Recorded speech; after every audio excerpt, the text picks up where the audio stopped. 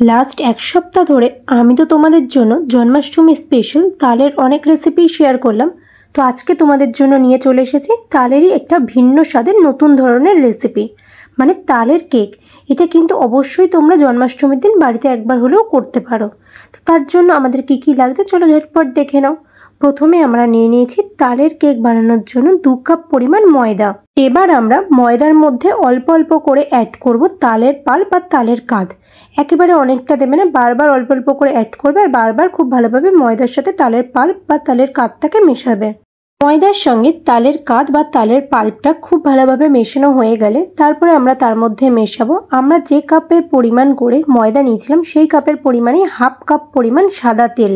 তোমরা চাইলে বাটার গলিয়ে সেটাও অ্যাড করতে পারো। আমরা যেহেতু মিষ্টি কম খাই তাই যে কাপে মেপে ময়দা নিয়েছিলাম সেই কাপের পরিমাণে আমরা আধা কাপ নিয়েছি চিনি। তোমরা যদি মনে করো মিষ্টি বেশি খাবে সেক্ষেত্রে 1 কাপ পরিমাণ চিনি নিয়ে নেবে। তোমরা চাইলে এখানে চিনির গুঁড়োও ব্যবহার করতে পারো।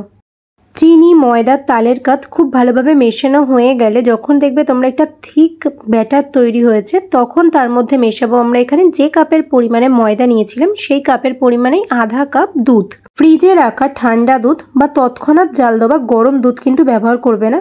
দুধ জাল দিয়ে বেশ কিছুক্ষণ রুম টেম্পারেচারে রেখে ঠান্ডা করে তারপরে সেই দুধই ব্যবহার করবে।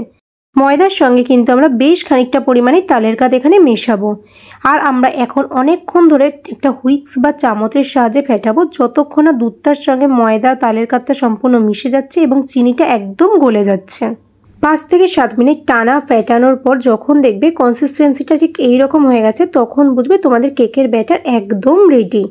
ব্যাটারটাকে খুব ভালোভাবে ফেটানোর পর এবার আমরা এর মধ্যে মেশাবো প্রায় 1 চামচ পরিমাণ বেকিং পাউডার আর একদম 1 চিমটে খাবার সোডা।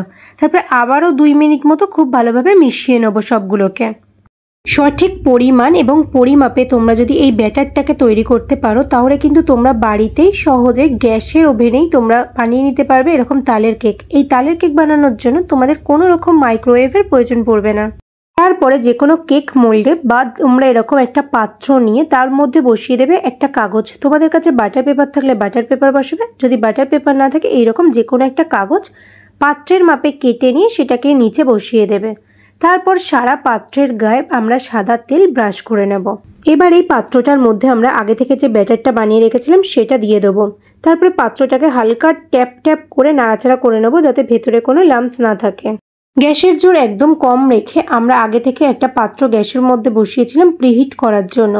পাত্রটা খুব ভালোভাবে গরম হয়ে গেলে এবার আমরা ব্যাটারটা যে পাত্রে দিয়েছি সেটাকে এই পাত্রের মধ্যে বসিয়ে ঢাকনা চাপা দিয়ে দেবো এবং একটা নোড়ার সাথে চাপা দিয়ে দেবো যাতে কোনো রকম হাওয়া ভেতরে না ঢুকতে পারে এবং ভেতরের হাওয়া বাইরে না বেরোতে পারে। এইভাবে আমরা কম করে 30 মিনিট এটাকে বেকড করে নেব। 30 থেকে 35 মিনিট পর আমরা ঢাকনা খুলে চেক করব কেকের কন্ডিশনটা কি আছে এবং কেকের ওপরে আমরা যদি কোনো ড্রাই ফ্রুটস দিতে চাই সেটা দিয়ে ডেকোরেট করে দেব। তো দেখো কেকটা কিন্তু তোমরা দেখেই বুঝতে পারছো বেশ বেকড হয়ে গেছে এবং অনেকটাই ফুলে উঠেছে। এবার আমরা ডেকোরেশনের জন্য ওপর থেকে দিয়ে দেবো কাজু কিশমিশ। তোমরা চাইলে আরও ড্রাই ফ্রুটস বা অন্য রকমের কিছু অ্যাড করতে পারো গার্নিশিংয়ের জন্য। তারপরে একটা চামচ বা টুথপিক ফুটিয়ে দেখে নেবে যে কেকের ভেতরটা ঠিকঠাক বেকড হয়েছে কিনা। আমাদের এখানে অল্প অল্প লেগে যাচ্ছে তাই আমি এটাকে আরও 15 মিনিটের জন্য বেকড হতে দেব। প্রায় 45 মিনিট মতো আমরা বেকড করার পর দেখতেই পাচ্ছ কেকের কালারটা কিন্তু একদম চেঞ্জ হয়ে গেছে। তো এবার আমরা এটাকে ডিমোল্ড করে নেব। কেকের নিচে যে কাগজটা আছে সেটাকে এবার আমরা আলতো হাতে ছাড়িয়ে নেব। তোমরা দেখেই নিশ্চয়ই বুঝতে পারছো কেকটা কতটা ফ্লপি আর সফট হয়েছে।